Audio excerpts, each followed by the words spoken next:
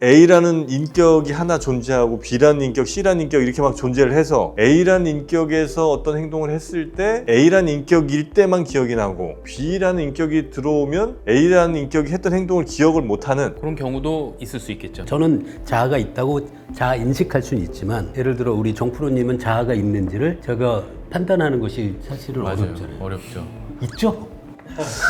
사실 자아라고 말할 때 이제 가장 중요한 게 아까 말씀하신 자기 결정권, 자율적인 결정 능력. 자율적이라고 하는 건 보통 예측할 수가 없어야 되거든요. 예를 들어서 교수님이 어떻게 행동하실지 어떤 결정을 할지 완벽하게 예측할 수 있으면 그건 자율적인 게 아니잖아요. 빵 먹는 거는 예측 가능하죠. 저는 예측했습니다. 그 정도.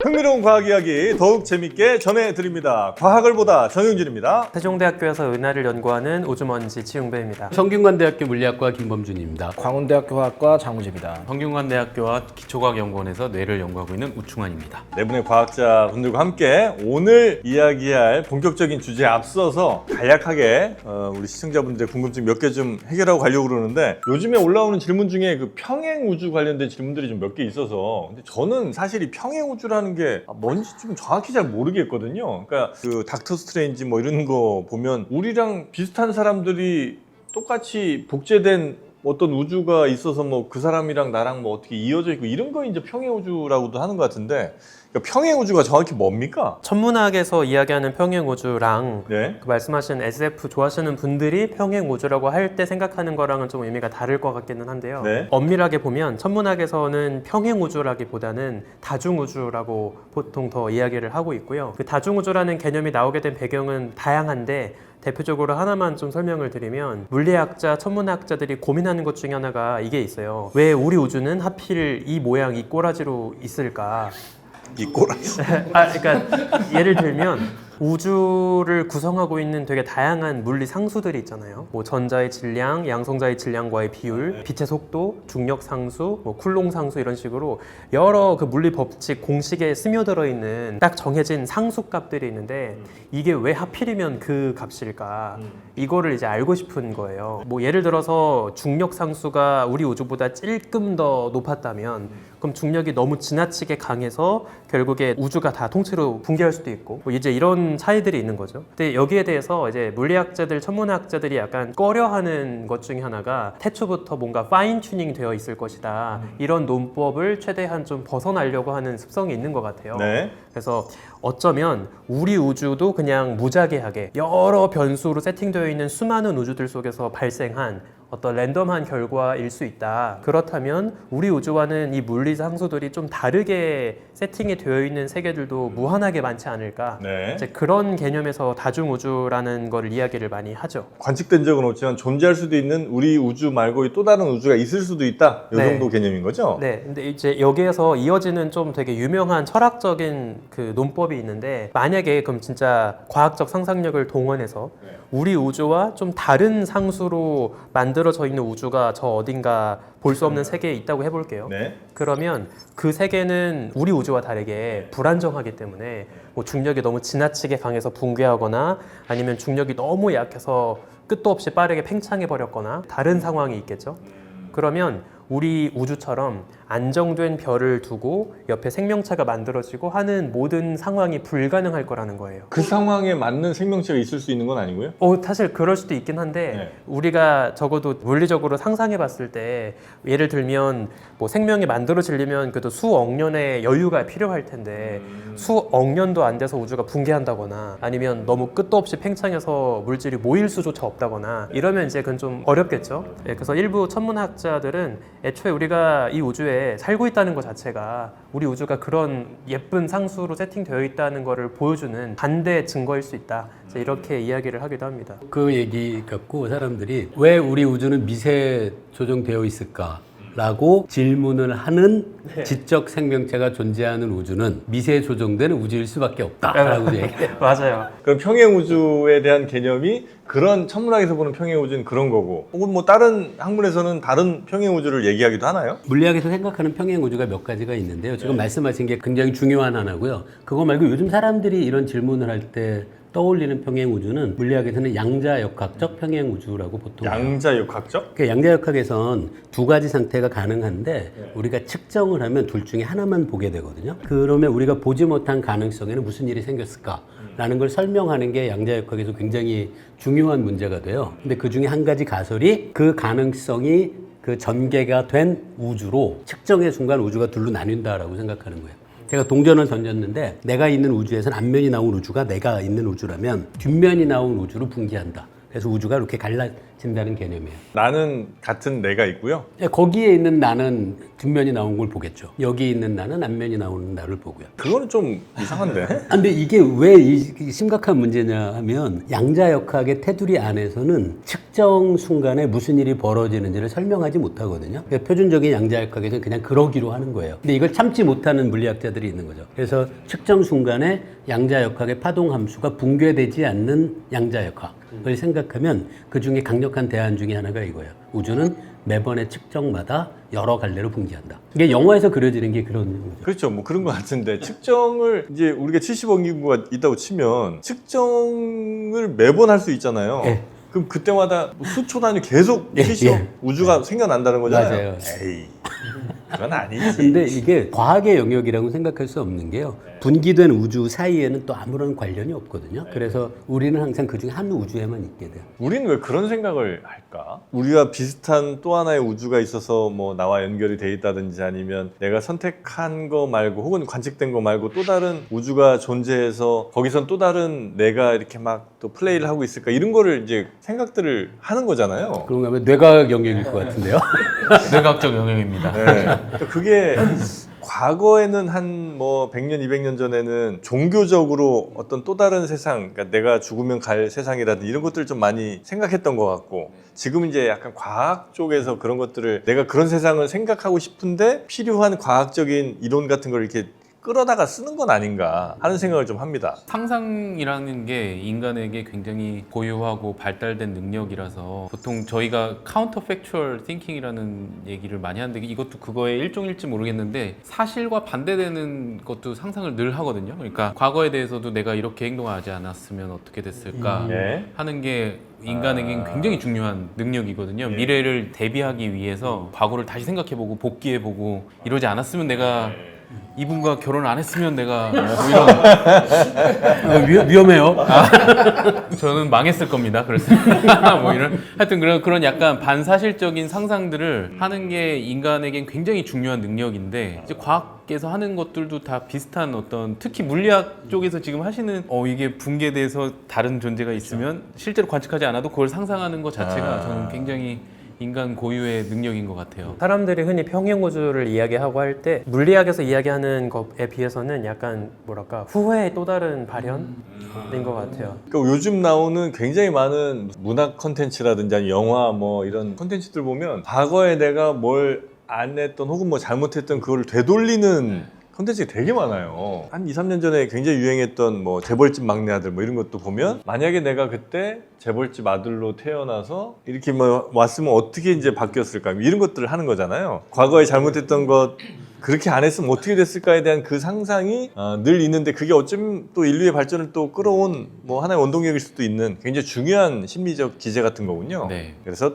평행우주 상상하시는 건 좋은데 뭐 그런 게 있는 것 같지는 않다. 여러분이 생각하시는 그런 뭐 나랑 똑같은 애가 어딘가에서 막 나랑 또 다른 삶을 살고 있는 거 이런 거는 존재한다고 보기는 조금 어려운 것 같다. 이 정도가 이제 과학적인 이야기가 아닐까 싶습니다. 요즘도 그렇고 뭐 한 10년 뭐 전부터 굉장히 많이 유행처럼 막 퍼진 게 뭐 성인 ADHD 아니면 뭐 그냥 어린아이들도 ADHD 그래서 뭐 주의력 결핍, 뭐 과잉행동장애인가요? 뭐 그런 이름이었던 것 같은데 내가 ADHD인가 생각하시는 분들도 굉장히 늘어난 것 같고 그 다음에 어떤 행동을 보고 저거 ADHD야 이렇게 이제 얘기하시는 분들 굉장히 좀 많아진 것 같은데 그 ADHD라는 거는 어떤 뭐 뇌 어떤 피지컬한 뭐가 다른 거예요? 아니면 그냥 같은 피지컬을 갖고 있지만 심리적으로 조금씩 다른 행동들을 하는 겁니까? 굉장히 대답하기 복잡한 질문인데 네. 이게 분명히 ADHD라는 거는 하나의 그러니까 임상적인 질병으로 저희가 보는 거고요. 네. 이제 일반적으로 사람들이 생각하는 내가 ADHD 아닌가? 그 뭐 저도 가끔 생각하는데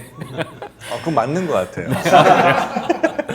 그럴 때 생각하는 거랑은 조금 또 다른 것 같아요. 그러니까 일반적으로 내가 정상 범위 내의 증상, ADHD적인 특성과 실제로 이 ADHD가 정말 너무 심각해서 일상생활을 하는데 굉장히 어려움을 주는 경우와는 좀 다르지만 일반적으로 그게 딱 선을 긋기가 되게 어려워서 이제 그렇겠죠. 네, 그래서 이제 어떻게 보면은 분위기 때문에 유병률이 늘어나거든요. 그러니까 이거를 진단하는 아, 맞아. 그 명수가 그게 늘어나는데 그것도 이제 사회 문화적인 어떤 분위기가 있는 거죠. 그러니까 심플하게만 얘기하면 집중력 기준으로 이렇게 사람들 분포를 쭉 해보면 대충 뭐 이렇게 정규 분포가 나오겠죠. 맨 가쪽 요만큼을 자를 거냐 아니면 요만큼을 자를 거냐에 따라서 요만큼 자르면 이제 ADHD가 뭐 한 100명당 2명 나오는데 요만큼 자르면 100명당 32명 이렇게 나올 수 있으니까. 근데 그 기준을 조금 요즘 많이 과하게 좀 잡는 것 같긴 하더라고요. 그래서 ADHD의 뇌가 다르냐 뭐 이런 질문을 하시면은 물론 다르겠지만 어떻게 다른지를 아직도 정확하게 밝혀내지 정확하게 못했어요. 모르고 논문을 찾아봤더니 2024년 12월 Nature Reviews Neuroscience 거기가 이제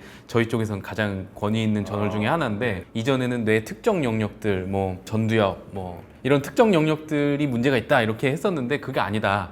이 뇌 전반에 네트워크 레벨에서 변화가 있는 것 같은데 그 변화가 굉장히 복잡하다. 그리고 ADHD도 단일적인 어떤 하나의 증상이 아니고 하나가 아니라 그 안에 굉장히 다양한 그룹이 있는 거죠. 전문 용어로는 heterogeneal이라고 그 이질적인 사람 어떤 증상들이 모여 있는 거라서 이거를 ADHD의 뇌라고 딱 하나로 이름 지을 수 있는 건 아니다. 그리고 이제 또 뭐 유전자, 뇌 화학 물질적인 변화들, 뇌 활동의 변화들 하여튼 굉장히 복잡해서 이거를 다 알기는 어렵지만 그래도 이제 조금씩 연구를 해가는 거죠. 네, 엄청 복잡한 시스템이지만 아까 말씀하신 화학 물질적인 변화는 밝혀져 있어요. 우리가 되게 다양한 거를 정확히는 모르지만 왜냐면 우리가 ADHD가 있으면 진단을 받고 그거를 좀 완화하거나 관리할 수 있는 약을 처방을 받잖아요. 약이 있어요. 그래서 그게 있다는 거는 어떤 기적때문에가 이제 극히 일부지만 이 작은 분자에 대해서 밝혀져 있고 옛날에는 그 선천적인 ADHD가 있었다면 요새는 성인 ADHD라는 단어가 생긴 것처럼 약간 후천적인 나도 몰랐는데 어느 순간 있던 게 원래 내가 그랬는지 어느 순간 만들어진 건지 모르잖아요. 그 후천적인 거에 대해서는 도파민 그리고 노르에피네프린 이 두 가지의 그 신경 물질이 관여한다는 게 밝혀져 있고요. 노르에피네프린 그 에피네프린이 이제 아드레날린이랑 똑같은 거거든요. 그 단어가 똑같아서 그래서 그 처리하는 약이 도파민이 보통 그 달성도나 원동력이나 이런 목적 의식과 좀 관련이 돼 있다면 노르에피네프린은 주의력이나 이런 긴장이나 이런 걸 연관이 돼 있어요. 얘네들이 농도가 너무 낮은 거예요. 낮으면 어떻게 되는 거예요? 적당한 농도가 있어야 주의력도 유지가 되고 약간의 의지도 있고 한데 이게 너무 낮으니까 거기까지 안 가니까 이거를 흡수를 몸이 못하고 계속 높이 남아있도록 일부러 그 수송체라는 걸 막아주는 물질을 넣어요. 그래서 도파민의 경우에는 그 메틸페니데이트라는 걸 넣으면 여기가 막혀서 농도가 유지되고 그리고 노르에피네프린은 이제 아토목세틴이라는 물질을 넣으면 여기에 막혀 유지가 돼요. 이게 원래 방식으로 하던 건데 그럼 성인이 왜 생겼냐? 우리가 걱정하는 그 현대에서 도파민 중독이다 이런 말 나오는 게 도파민이 나빠서가 아니라 우리가 도파민이 좀 많이 자극된 환경에 있다 보면 우리 몸은 그 도파민이 어차피 이 사람은 많다는 거 아니까 이걸 잡을 수 있는 인식하는 걸 일부러 줄여요. 근데 이제 도파민 공급이 생성이 줄어들면 이거 잡는 것도 줄어드는데 몇 개 없으니까 이제 부족 사태가 오니까 뭔가 문제가 돼버리는 거거든요. 그래서 저는 이제 후천적인 거는 여러 요법으로 개선이 되거나 다시 정상화가 될 수 있지만 정말 그 우리가 유전자 문제거나 뇌에서 발생한 선천적인 거는 아직 좀 해결하려면 먼 어려운 분야가 아닐까. 아, 그래요? 근데 요즘 ADHD 같은 경우에 진단받은 사람들이 미국 같은 데서도 처방약을 많이 받잖아요. 그렇게 많은 사람들이 하는 걸 보면은 그 약이 효과가 있는 거겠죠. 모든 ADHD에 대해 관여하는 건 아니지만 그게 이제 특정 화학 물질에 이게 좌우된다라는 기준이라면 아까 얘기하신 그런 기작을 그 기준이라면 거기에는 영향을 주겠죠. 여튼 그런 ADHD를 겪는 분들이 뭐 굉장히 좀 늘어난 것 같긴 하고 그게 확실히 우리가 지금 너무 도파민을 접하기 쉬운 시대에 살면서 더 ADHD 뭐 이런 증상분들이 늘어났을 수는 있겠고 그죠? 그 다음에 원래 이제 어떤 유전자적으로나 원래 타고나기를 그렇게 타고나신 분들도 계실 텐데 그거 막 구분 없이 그냥 막 그렇게 그냥 처방약 먹고 이래서는 이제 안 되겠군요. 네. 그게 우리 막 도파민 디톡스니 말 나오는 것도 얘기만 좀 바꿔보면 음식이 계속 매워지는 그런 것도 있잖아요. 그럼 맞아. 정말 매운 거 먹다 이제 안 매운 거 먹으면 왠지 심심한 듯한 느낌. 하죠. 그게 뇌에서 일어난다 생각하면 약간 ADHD가 후천적인 생각 그런 느낌이다. 네. 정도로 생각해보시면 그 도파민 중독 그게 도파민의 문제가 아니라 자극을 처음 인식하는 베이스라인이 바뀐 네, 문제인 맞아요. 거죠. 도파민은 꼭 필수적인 글쎄 거죠. 말이에요. 근데 도파민 중독 그러는 사람은 도파민이 나쁜 것처럼 오해하는 사람은 없겠죠. 아, 도파민 자체는 죄가 없군요. 네, 도파민 없으면 사람이 살 수가 없습니다. 그러니까 여기에 익숙했어야 되는데 자극이 너무 많아지니까 여기에 익숙해지니까 그 다음엔 평상시에 자극이 들어와도 그걸 마치 뭔가가 줄어든 걸로 느끼고 부족한 걸로 느껴버리니까. 그 이미 올라가 버린 역치를 다시 원래 수준으로 낮추는 거는 가능한 거예요? 다시 내려와요. 보통. 아, 그래요? 왜냐면 시간이 그 지나면? 수용체라는 것도 한번 태어날 때 만든 걸 죽을 때까지 쓰는 게 아니라 이제 뭐 새로 발현도 하고 분해도 되고 하는 거다 보니까 우리가 다 적응을 할 수 있죠. 유전자에 문제가 있는 것만 아니라면. 그 ADHD로 추정되는 혹은 실제로 그런 걸 알았던 우리가 알만한 좀 유명한 꽤나 성공한 사람들 혹시 있어요? 아인슈타인이 아인슈타인? 그랬다는 말도 있던 거. 그 저희가 봤을 때 왠지 이 사람 천재 아니야 싶은 사람은 보통 뭔가 ADHD인 경우가 그거- 제가 좀 그런 뭐가- 것 같아요. 저희가 뭐라고 하면 안 될 것 같은데 이런. 아니 근데 저 ADHD가 그게 제가 어렸을 때 그런 얘기 없었잖아요. 없죠, 전혀 그러니까 뭔가 없었죠. 느낌이 진단이 병을 만드는 느낌? 그래서 사실은 지금 현재 우리가 알고 있는 ADHD의 그걸 오래전에 사람들에게 적용해서 그 사람이 이런 거다라고 얘기하는 게 맞는 건가 잘 네. 모르겠어요. 옛날엔 그냥 우리 저 산만한 맞아, 요즘 부산하네. 여기 부산에 애가 뭐 이런 얘기 정도는 했었죠. 뭐 그런 애들이 있었지만 ADHD라고 생각은 다들 못했고. 일론 머스크 약간 그쪽 아닌가? 그러니까 천재들은 대부분 다 약간 좀 과감하고 집중력이 여기 갔다가 저기 갔다가 이런 게 굉장히 전환이 빠르게 맞네. 전환이 되고 굉장히 창의적이고 이러다 보니까 그리고 뭐 천재들 보통 그런 거 많잖아요. 뭐 많이 잃어버리고 보면 카라도 다 이렇게 막 돼 있고 다들 천재분들 아, 이렇게 이런 거 신경 안 쓰거든요. 이런 그런 네. 분들이 이제 요새 뭐 그렇게 얘기하면은 ADHD라고 그 기준을 낮추면은 말할 수 있겠지만 오히려 또 자기가 중요하다고 생각하는 건 엄청 집중할 근데 수 그분들이 있겠죠. 아까 말씀하신 기준으로 따지면 일상생활에서는 여러 면에서 문제가 좀 문제가 있죠. 있잖아요. 그러면 진단명을 만들어야 되는 거 아니에요? 천재. 아니 그래서 저희가 여러분이 천재처럼 보이기 위한 그 카라 삐뚤어진 거 옷을 또 만들어냈습니다. 네, 지금 보이시는 우리 삐뚤어졌네요. 피직스 물리학 티셔츠 하얀색이죠. 네, 그리고 우리 천문학 우주의 색깔은 검정색이니까 네. 오, 그러네요. 그렇게 이제 검정색 만들어냈고요. 여름에는 또 반팔티로, 겨울에 한참 이제 우리 과거보다 팬분들이 후드 티셔츠 많이 입으셨는데 이번엔 또 이제 반팔티를 저희가 만들었습니다. 그래서 여러분 혹시 나는 진짜 천재처럼 보이고 싶다 그런 분들은 요 티를 사서 반을 이렇게 접으면 안쪽으로 접으면 이렇게. 예. 천재 아니세요? 바로 천재 됩니다, 여러분도. 호기심 티셔츠도 많이 사주시기 바라겠습니다. 자, 이 ADHD 요즘 너무 진단 자체가 늘어난 건 아닌가 하는 그런 이제 생각을 하시기도 하고, 물론 요즘 워낙 도파민 자극하는 환경에 있기 때문에 어쩌면 ADHD와 비슷한 행동을 보이는 사람들이 좀 늘어났을 수는 있겠다. 네, 이 정도로. 자, 오늘 이제 본격적인 주제 자아라는 건데 나죠, 나. 이거는 이 철학적인 질문이면서 또 과학적인 질문이 될 수 있을 것 같은데, 자아라는 거는 정의가 당연히 있겠죠? 정의가 약간 분분한 것 같긴 한데 저는 나름대로 정의를 내려왔는데 그게 뭡니까? 나라는 정합적 자기 인식의 토대라고 적어왔습니다. 나라고 하는 어떤 네. 자기를 인식하는 것의 어떤 정합적인 토대? 나라는 자기인식의 정합적 토대. 예. 그러니까 좀 쉽게 얘기하면 나라는 존재를 인식하는 가장 논리적이면서도 합리적이고 일관적인 어떤 바탕. 네. 그게 자아다. 그게 뭐 제 나름대로 했는데 다른 분들도 정의가 있지 않으실까요? 우리 김범리 교수님은 빵을 좋아. 저의 자아 정체성을 특징 짓는 한 요소. 빵이요? 근데 정합적인 것 같긴 해요. 네. 맞습니다. 네. 꾸준하시고요. 일관성 있습니다. 나라는 걸 인식하는 것. 그게 이제 굉장히 중요하다는 말씀이신 것 같은데. 동물들도 자아가 있다고 볼 수는 없겠군요. 그들은 나라는 걸 인식하는 아주 일관적인 무언가가 있지 않을 것 같으니. 우리 생각인가? 그게 이제 저는 보통 생각할 때 자아가 있다 없다라고 보기보다는 자아가 얼마나 깊이 있냐, 발달되어 있냐. 그러니까 결국에 자아가 여러 가지 재료를 가지고 하나의 정합적인 토대로 만든 거라면 여기에 많은 재료들이 있을 거거든요. 그거에 가장 중요한 게 몸이라고 생각을 하거든요. 몸. 네, 몸. 몸이 없으면 자아도 없다는 생각을 하는데 그 진화적인 어떤 과정 속에서 몸이 생겨났고 그 몸에서부터 자아가 그리고 뇌는 나중에 이제 진화의 나중에 단계에서 이제 더해진 건데 뇌를 통해서 저희가 자기 인식을 하긴 하지만 몸이 그거에 굉장히 중요한 재료인데 몸이 이미 있는 동물들은 그래도 자아라는 거는 일단은 존재하는데 그거에 자기 인식 능력이 없거나 그 자기 인식이 굉장히 비일관적이거나 조금은 얼기설기 되어 있거나 이럴 뿐이지 그래서 자아는 있지만 그 자아의 수준이 좀 낮다. 네. 근데 거울 보고 저 몸을 나라고 인식 못하면 자아가 없다 정도로 봐야 되는 거 아니에요? 그렇게 보는 입장이 있고요. 입장이 되게 오래됐고 뭐 일반적으로 거울 실험을 많이 하는데 저희 강아지 가지고도 그런 실험을 하거든요. 거울 보여주면서 이렇게 알아보는지 보는지 잘 모르더라고요. 우리 집 강아지도 못하는데 근데 찾아보면 미러 테스트는 강아지가 통과한다는 얘기가 있던데 왜 우리 집 강아지는 못해요? 그러니까 똑똑한 강아지는 똑똑한 강아지는 아마 유명한 실험들 중에 물고기도 거울 알아본다고 뭐 그런 실험도 있었던 것 같거든요. 그래요? 물고기 몸에 뭔가 점 같은 거를 묻혀놔요. 그랬더니 물고기가 떨어내?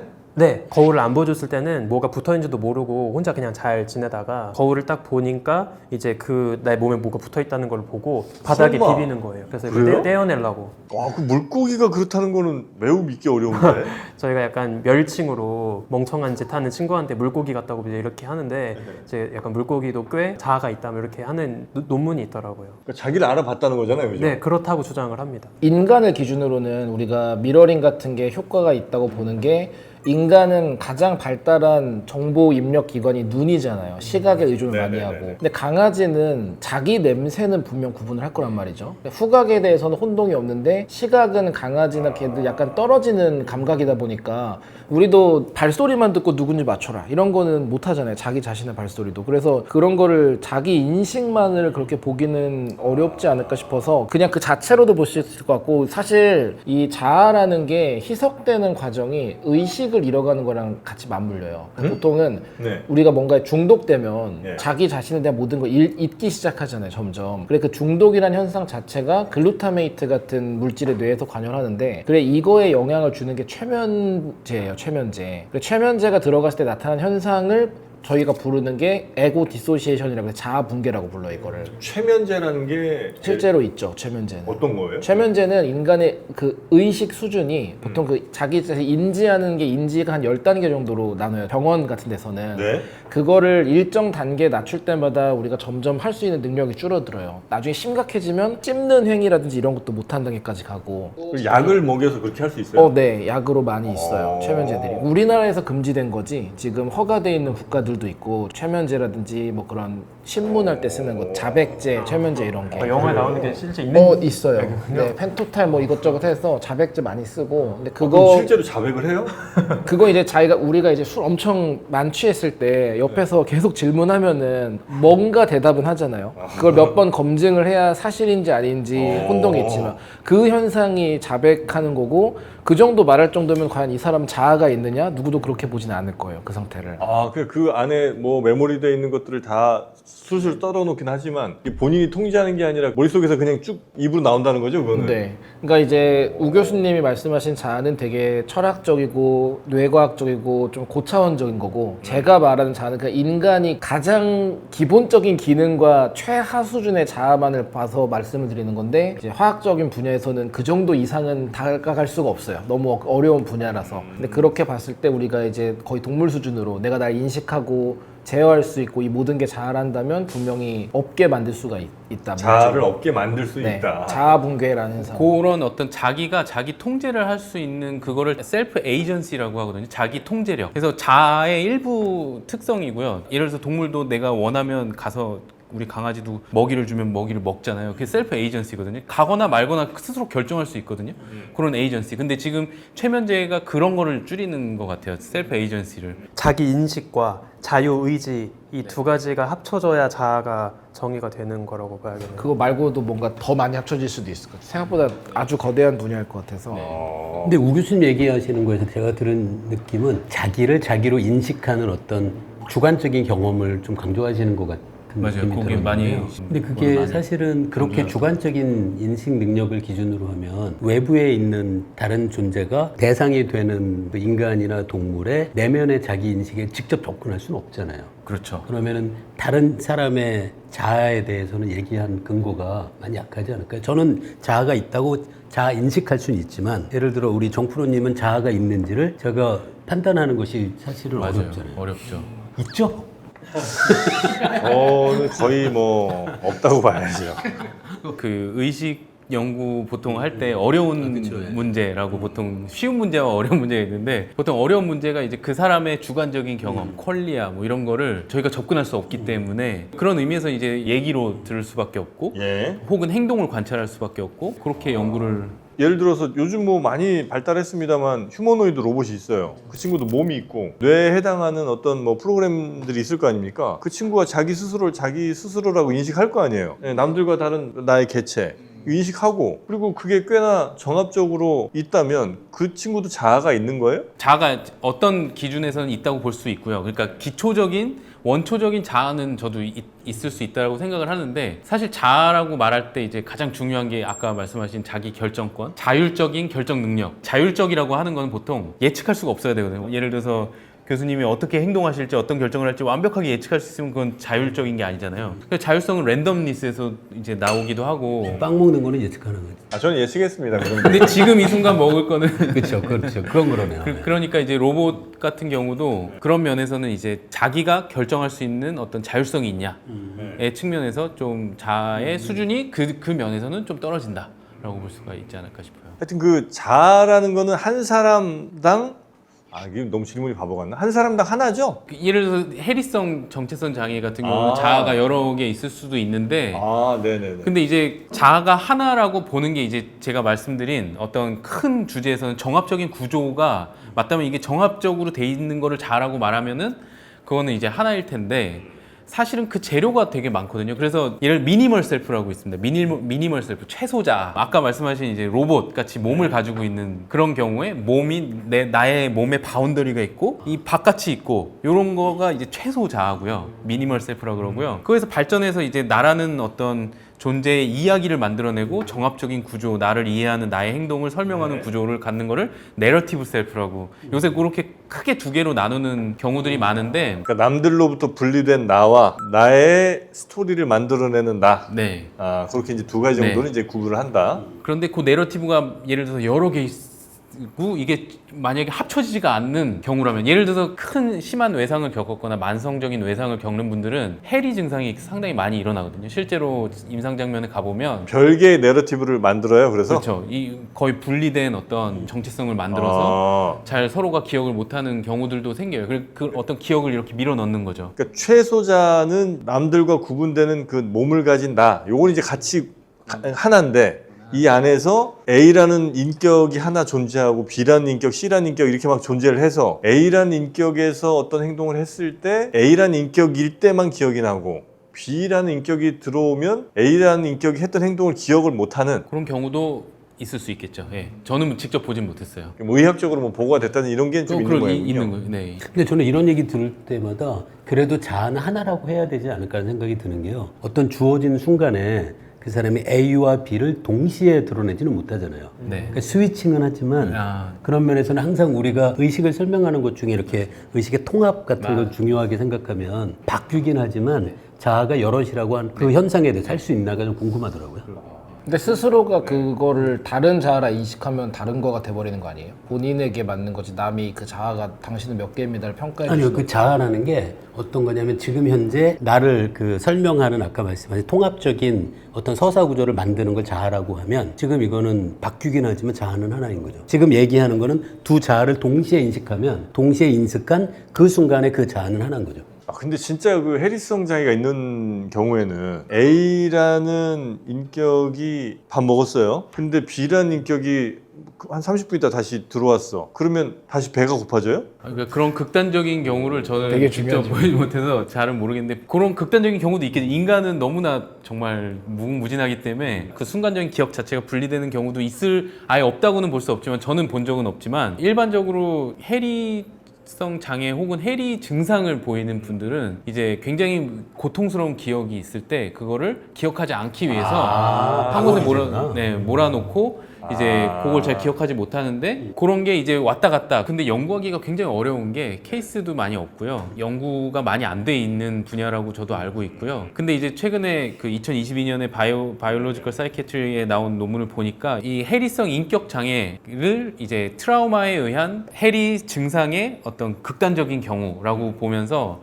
하나의 스테이트는 뭐냐면 뇌가 이제 과도하게 활성화되어 있는 상태가 하나 있고 하나 그 반대로는 전체를 다 마비시키는, 그래서 마비와 활성에 이렇게 왔다 갔다 이게 두 개가 동시에 있기가 어려워서 예를 들어서 기억이라 그러면은 굉장히 고통스러운 기억이 막 과도하게 활성화된 상태가 하나 있고 네. 그게 아예 생각이 안 나는 넘 스테이트라 그러는데 아예 마비가 된 스테이트가 있어서 요 두 개가 왔다 갔다 하면서 그런 거가 이제 일반적이라고 합니다. 그래서 말씀하신 정말 새로운 인격이 나타나서 막 밥을 먹었는데 시간이 지났는데 이걸 기억하지 못하고 이런 것도 있을 수도 있을 것 같아요. 그래요? 왜냐면 인간의 정말 정신세계는 정말 놀랍거든요. 어떤 곳에서 찾은 뭐 그런 임상 케이스들을 찾을 수 있을 것 같긴 한데 아마 흔하진 않을 것 같고요. 그럴 수는 있겠네. 배는 부른데 내가 먹었다는 사실을 모를 수는 있겠네. 그렇죠. 아마 그렇게 될 것 같아요. 그렇죠. 또 먹진 네. 않을 것 같아요. 그렇죠. 그러네. 내가 했던 행동이나 어떤 말이나 이런 거를 그냥 다른 인격이 기억하지 못할 수는 있겠네요. 있을 수도 있죠. 있을 네. 수 있겠다. 뇌가 참 신기합니다. 뇌가 신기합니다. 그리고 뭐 이게 그러니까 좌우 뇌를 서로 연결한 그 뇌량이라고 하나요? 네. 다리. 그거가 어떤 필요에 의해서 이제 절제되거나 했을 때 굉장히 좀 독특한 현상들이 나타난다면서요? 예를 들면 어떤 것들이 있습니까? 그 굉장히 유명한 실험들이 있는데요. 그걸로 이제 로저 스페리라는 분이 노벨상을 받았고 그분의 밑에서 이제 대학원생으로 있었던 마이클 가자니가라고 하는 분이 인지신경과학의 어떤 대부 같은 분입니다. 이제 교과서도 쓰시고 네. 그래서 그분들이 이 분리뇌 실험을 많이 했었는데요. 간질 치료 같은 걸 위해서 이제 코퍼스 칼로섬 뇌량을 절제했을 때 눈은 또 이렇게 연결이 돼 있어서 보통 이 시야각에서 왼쪽이랑 오른쪽이 반대로 가거든요. 이렇게 교차해서 간다 이거죠? 네, 각 눈의 왼쪽은 오른쪽으로 가고요. 각 눈에서 오른쪽은 왼쪽으로 갑니다. 그러면은 이제 앞에 양한 시각을 저희가 할 수 있거든요. 이 보여줄 때 여기를 딱 분리시켜서 이쪽에 어떤 걸 주고 이쪽에 어떤 이미지를 줄 수 있잖아요.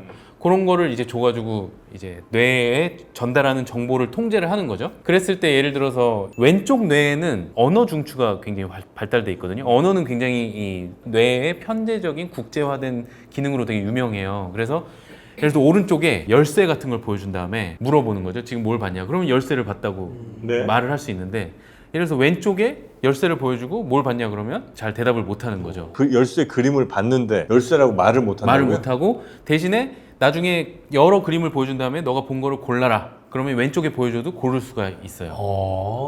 그러니까 언어가 이쪽에 약간 고립돼 있기 때문에 언어와 행동이 분리가 돼버리는 거죠. 비교하면은 내가 본 게 이거라는 건 아는데 네. 그게 뭔지는 표현하지 못하는 거군요. 말로 표현을 못 한다고요? 말로 표현을 못하고. 신기하다. 근데 그럼 왜 열쇠를 골랐냐 네. 이렇게 물어보면 그럴듯한 이유를 막 대는 거죠. 내가 열쇠가 왠지 좋아 보였다. 고르는 이유에 대해서 말은 해요? 그러니까 고른 이유에 대해서 물어보면 억지로 내가 봐서 골랐다는 말을 못하고 봐서 골랐는데 예를 들어서 왼쪽에 지금 봤으니까 우네는 알고 있잖아요. 그래서 골랐는데 이제 물어볼 때는 좌뇌한테 물어보는 거니까 좌뇌는 이거를 고른 이유를 잘 모르니까 그럴싸한 말을 지어내는 거죠. 그래서 이제 좌뇌에게 해석자 인터프리터라는 이름을 이분들이 붙여줬어요. 그러니까 우리가 한 행동을 그럴싸한 이야기로 해석하는 역할을 한다. 혹시 그 피실험자만 좀 이상했던 건 아니에요? 다른 분들도 그 비슷한 결과들이 나오나? 그게 이제 반복해서 아마 나와서 그래요? 네, 그래서 이제 그분이 노벨상을 받게 된. 근데 알고 있던 건데 궁금한 게 이쪽 눈은 이쪽이고 이쪽 눈은 이쪽으로 만들어진 이유가 뭐예요, 인간이? 교차가 뭔가 왜- 생존에 유리한지. 네, 그러니까 왜 그렇게 굳이 왜? 그냥 그렇게 배워서 아는 거지 이게 왜 교차되는지를 한 번도 생각해본 적 없는데 우연이 된 거 아닐까요? 진화에는 왜가 없습니다. 인간만 근데 뭐 그 이유에 대한 추측하는 이유들은 있는데 뭐 예를 들어서 이쪽에 적이 나타나면 오른쪽으로 피해야 되잖아요. 그러니까 보통 이 모터 시스템이나 센서리 시스템도 다 교차하거든요. 시각도 교차하고요. 그래서 이제 이쪽에 보이면 오른쪽으로 가야 되니까 이쪽을 빨리 통제를 해서 반대쪽으로. 추론이 있는 거죠. 네. 그게. 그럼 시각하고 운동이 동시에 교차돼야 되겠네요. 뭔가 지금 말씀을 들으면 그러니까 예를 들어서 이쪽에 적이 있으면 네. 이쪽을 움직여서 반대쪽으로 더 크게 움직여야 되나? 하여튼 뭐 그런 약간 적을 피하기 위한 반대로 가기 위한 어떤 방법이다. 뭐 이런. 운동도 교차돼 있어요, 그럼? 네? 운동도 교차돼 있어요. 아, 다 그러니까 뭐라도 하나 교차되면 다 교차돼야 되는 것 같아요. 어류도 그럴까요? 어류도? 그 다른 동물들은 다른 어떤가? 동물들은 잘 모르겠어요. 대부분 다 그렇게 교차돼 있는 어류는 걸로 실험하기 좋겠는데요. 걔는 어쨌든 여기 절반밖에 못 볼 것 같지 안 생겼나요? 아니 봐봐요. 자, 우리는 이제 적 나타나면 그러니까. 빨리 도망가야 되죠. 사자는 대체로 적은 없을 거 아니에요. 사자 무조건 먹일 거 아니야. 그럼 걔는 무조건 이쪽에 있으면 빨리 일로 달려가야 되잖아요. 그래서 뭐 그거는 하나의 추측의 추측이죠? 이야기다. 네, 저는 정설은- 그거 다른 이유가 있을 것 같다. 뭐 진화에는 아까 이유가 없다면 그렇죠. 뭔가 생존에 유리한 그런 게 있었겠죠. 네. 하여튼 우리보다 한참 더 윗대쯤에 그러니까 포유류의 아주 초반쯤 뭐 그쯤에서 아니면 혹은 그 이상 네, 그 이상이 거슬러 이대영 올라간 교수님이 이대영 교수님 아시죠? 전문가인데. 이분들 뭐 하시는 거예요, 그분은? 그분이 뇌의 진화에 대해서 연구하시니까. 그때쯤에 하여튼 뭔가 이유로 하여튼 이렇게 교차가 됐고 그게 쭉 이어져 오면서 그냥 우리는 그냥 그걸 받은 거지. 그 정도 아닐까 싶습니다. 근데 한 가지 그 아까 말씀하실 때 왼쪽 눈이 오곤 아니고요. 양쪽 눈에 왼쪽이 오른쪽이고요. 양쪽 눈에 오른쪽이 그런 거예요? 이거. 네. 오. 그래서 굉장히 정교해요. 이 교차 시스템이 상당히 정교하게 돼 있어요. 그럼 네 가닥이 있겠네요. 네, 네 가닥 있어요. 그거 바꿔 붙이면 어떻게 돼요? 와보세요.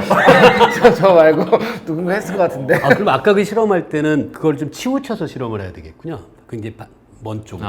네. 가운데를 막아놓고 네. 네, 보통 할 때는 막으면 네. 되겠구나. 아니 그러면 왼쪽 눈이나 오른쪽의 왼쪽은 이로 가고 양쪽 눈에 하여튼 오른쪽은 일로 간다는 거잖아요. 반대쪽으로. 그러면 우리 눈의 신경이 가운데쯤에서 나눠져 있어요? 그렇진 않을 거 아니에요. 눈에 신경이 나눠져 있습니다. 네. 아, 양쪽이? 네, 네. 그 신경 다발이 뒤로 다 가니까. 그러면은 한쪽 눈은 가리고 한쪽 눈으로만 해도 그 한쪽 눈의 시야에서 왼쪽 오른쪽은 여전히 이렇게 들어온다는 거죠. 신기하네.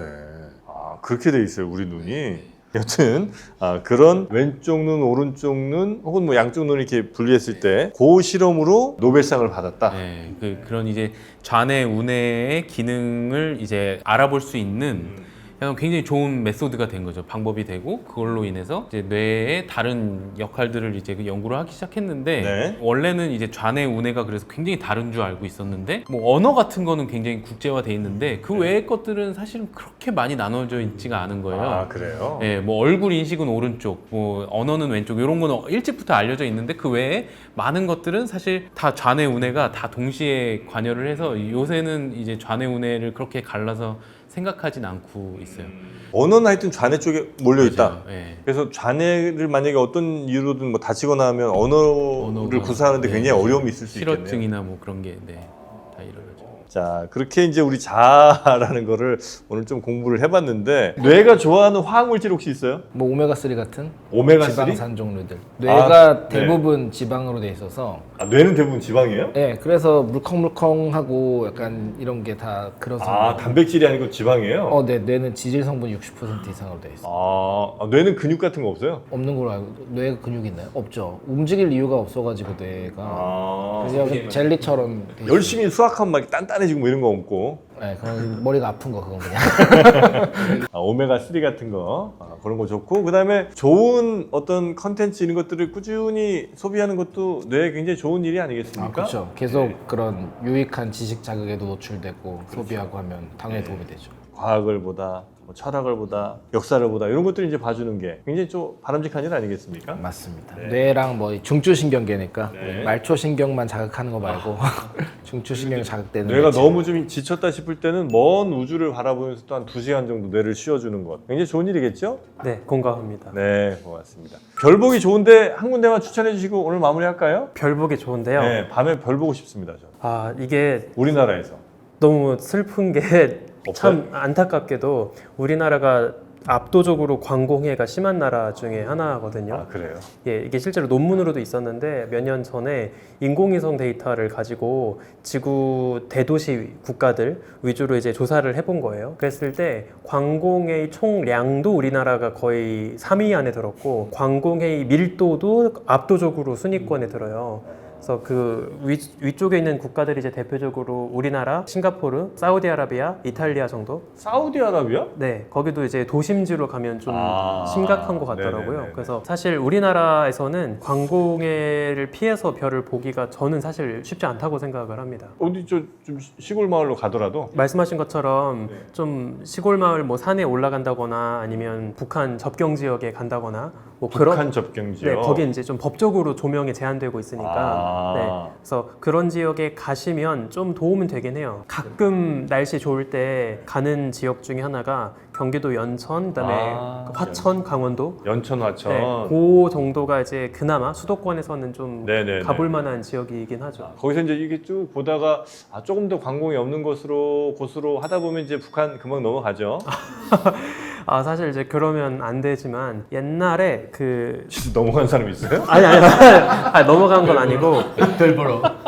이게 어느 정도 진지하게 논의가 되었었던 건지는 전 기억이 나진 않는데 이제 교수님들이 젊으셨을 때 그 자료를 이제 우연히 보다가 되게 재밌는 논의가 있었던 거를 한번 본 적이 있어요. 개마고원을 되게 망원경 그 건설 부지로 이제 좀 고민했던 흔적이 있더라고요. 네, 뭐 잘 안 되긴 했지만 결과적으로. 네네네. 그래서 북한 저 위쪽에 그 고원지대. 네. 뭐 그랬던 시절이 있었더라고요. 잘 안 됐군요.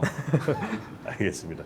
여튼 뭐 우리나라는 관공해가 좀 굉장히 심한 나라 중에 하나지만 그래도 좀 북한 접경지라든지 아니면 좀 도심에서 좀 벗어난 그래도 볼 수는 있잖아요, 그죠? 잘은 아니라도. 그 아마추어 천문하는 분들이 얘기해서 한 번 가본 적이 있는데 그분들이 줄여서 용축이라고 하는 데가 있거든요. 용인 축구장. 근데 거기가 도심에서 멀지도 않는데 의외로 주변에 빛이 그나마 적어서 아마추어 천문하는 사람들이 거기 망원경 갖고 모이는 걸 한번 가서 잠깐 구경한 적이 있었어요. 그런 데가 좀 있더라고요. 저희 세종대학교에서 경기도 광주에 천문대를 이번에 새로 오픈하거든요. 아, 그래요? 네, 거기가 경기도 광주 곤지암 쪽이어서 좀 비교적 관공해가 적어요. 아마 올해 5월, 6월부터 이제 본격적으로 이제 오픈이 될 텐데 네, 만약에 관심 있으시면 네네네. 오시면 보실 수 있을 겁니다. 그래요? 네. 자, 그렇게 한 번씩 별 보면서 우리 마음을 차분하게 가라앉히시면 주의력 결핍이라든지 과잉행동 장애 이런 것들도 조금 줄어드실 수도 있고요. 우리가 도파민에 너무 중독돼 있다고 하지만 우리가 노력 조금만 하면 금방 그 중독 수치 또 낮출 수 있습니다. 네, 그런 좋은 콘텐츠 많이 접하시면서 더 여러분의 뇌를 건강하게 잘 가꾸시기 바라겠습니다. 오늘 저희 과학을 보다는 여기서 마무리하고요. 다음 시간에 더 재밌는 과학 이야기로 자극적으로 찾아뵙도록 하겠습니다. 함께해 주신 여러분 고맙습니다. 자극적이죠. 저는 먹어본 적이 없습니다. 진실해야 돼. 네, 진실이에요. 짜장면보다 비싸요. 웬만한 건 다 그렇지 않나요? 요즘 슬슬 바뀌어서 많이 볼 수 있습니다. 호호. 왜 째려보세요? 매 판마다 저를 의심하시는 그런가요? 저는 이 직업 절대 못할 것 같습니다. 많은 사람들이 제가 이 직업이라고 오해해요. 제 주변에 많아요. 진짜요? 감이 오는데. 전 라이어가 누군지 알겠어요. 김범준 교수님은 이 직업에서 저 아무것도 모르고서 아무 말이나 하고 있다.